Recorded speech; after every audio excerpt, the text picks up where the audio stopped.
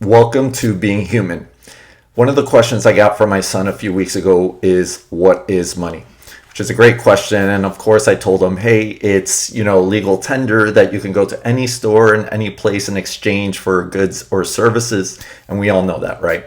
So on this video, I thought I'd give you a little bit more of the background of how it came to be historically in the United States. So around the 1700s, the population in America was about 250,000 people. And 250,000 people is not a lot, especially spread out throughout the colonies. So these colonies were small and did not really depend on money. They focused primarily on trading goods and services and commodities like corn and wheat. And that's how they got by most of the time until the Revolutionary War. Until the Revolutionary War, they actually created something called Continentals, and it was the first paperback money of the Americas. And it wasn't backed by gold or anything, and it quickly disappeared afterwards. But another type of paper money that came out was around the Civil War, and these were called greenbacks. And again, they were not backed by a gold or anything, and they quickly disappeared shortly after that. And there were different types of paperback notes and debt notes that came out.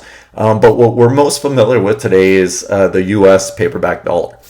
And now the U.S. dollar used to be backed by gold under the gold standard. And what that means is that the Federal Reserve would have a certain amount of gold in a reserve that was enough proportionate to the amount of money in circulation. But the thing was, it became inefficient. So in 1971, the gold standard was reversed.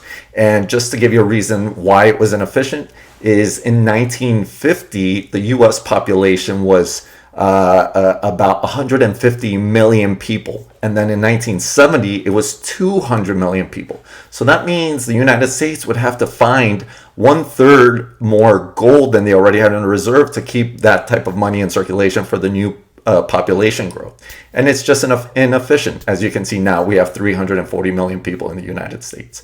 So in 1971, they reserved the gold standard, and now it is simply the dollar is backed by the full faith and credit of the United States.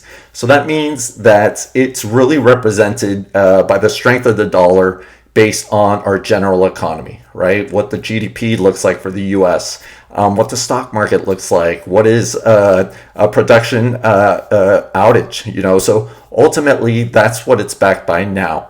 So I hope this was a quick understanding of how money came to be, and I hope this answers some of your questions about what is money.